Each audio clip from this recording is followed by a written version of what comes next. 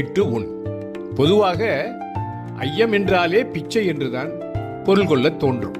ஆனால் ஐயம் வேறு, பிச்சை வேறு என்பதை அறிதல் வேண்டும்.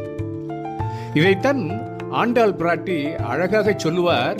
ஐயமும் பிச்சையும் ஆம்தனையும் கைகாட்டி உய்யுமாறு எண்ணி உகந்தியலோர் எம்பாவா என்று திருப்பாவையில் கூறுவார். அதாவது நம்மை விட அறிவிலும் ஒழுக்க நிலையிலும் உயர்ந்தவர்களான துறவு நிலையில் உள்ளோருக்கு, அந்த சான்றோர்களுக்கு, ஆச்சாரியருக்கு தருவது ஐயம். அவர்கள் கேட்டாலும் கேட்காமல் இருந்தாலும் கூட நாம் அளிப்பது. அதையும் ஆண்டாள் பிராட்டி ஆம்தனையும் கைகாட்டி என்று சொல்கிறார் பாருங்கள். ஆம்தனையும் என்றால் அவர்கள் போதும் போதும் என்று சொல்லும் வரை நாம் அவர்களுக்கு கொடுக்க வேண்டுமா? பேருக்கு பிச்சையோ தானமோ கொடுத்து